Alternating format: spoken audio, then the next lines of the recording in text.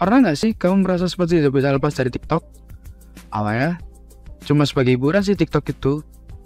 Kayak scroll sebentar aja. Tapi tiba-tiba 3 jam sudah berlalu aja tuh. Tugas menumpuk, waktu tidur berkurang, bahkan makan pun sampai lupa. Rasanya hidupmu digosok oleh layar kecil itu. Tanpa sadar, TikTok mulai mengganggu aktivitas sehari-harimu. Di sini, kamu belum merasa ada masalah.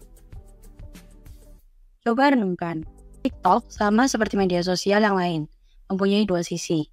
Ada sisi positifnya yaitu TikTok menghibur, memberi informasi, bahkan membantu kita merasa update dengan tren-tren terbaru. Tapi, segala sesuatu yang berlebihan itu nggak baik loh. Daripada membawa manfaat, terlalu lama menggunakan TikTok, justru mengganggu keseharian kita.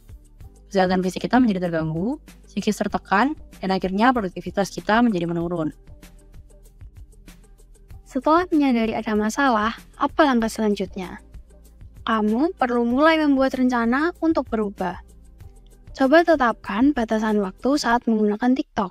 Misalnya, hanya 1 atau 2 jam sehari. Matikan notifikasinya supaya tidak tergoda untuk membuka TikTok. Lalu, pikirkan aktivitas lain yang bisa menggantikan kebiasaan scrolling, seperti membaca, berolahraga, atau mengerjakan hobi baru. Ingat, perubahan kecil ini adalah fondasi untuk langkah yang lebih besar. Setelah melakukan identifikasi terhadap ciri-ciri kecanduan sosial media dan merenungkan dampaknya terhadap kehidupan sehari-hari, sekarang kita lanjut ke bagian intervensi. Untuk mengurangi kecanduan sosial media, khususnya aplikasi TikTok ini, intervensi yang kami berikan adalah token ekonomi. Token ekonomi adalah sebuah metode pengkondisian di mana reinforcement akan diberikan ketika beberapa perilaku sudah dilakukan. Perilaku ini nantinya akan dihitung menggunakan token. Sekarang, mari lihat contohnya. Di tabel terlihat ada beberapa jenis perilaku yang harus dilakukan, serta tabel yang berisi poin di sampingnya, dan huruf yang mewakili nama hari dari Senin sampai Minggu. Ketika kamu dapat melakukan perilaku yang pertama, maka kamu mendapat 10 poin, dan begitu seterusnya. Pada akhir hari, hitunglah berapa perolehan poinmu. Jika berhasil mencapai 80 poin, maka kamu dapat memberikan dirimu self-reward. Tidak harus reward yang mewah. Cukup dengan hal-hal sederhana yang kamu suka lakukan, misalnya nonton film yang disukai, atau makan makanan yang disukai.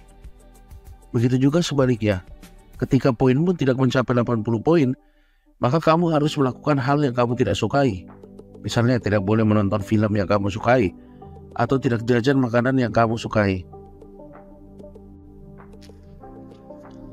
Contoh yang kami berikan tentu diperuntukkan bagi kamu yang kecanduan dan belum pernah sama sekali melakukan intervensi apapun. Tetapi jika kamu merasa perilaku yang harus dilakukan atau poin yang harus dicapai dan sistem rewarding ini yang terlalu mudah, maka kamu dapat meningkatkan kesulitannya ya. Intinya di sini kamu berperan penting untuk menentukan apa perilaku dan reward yang pas agar memotivasi dirimu untuk melakukan hal tersebut. Ketika kamu berhasil mengurangi ketergantungan, ini tentang cara menjaga perubahan yang sudah kamu capai.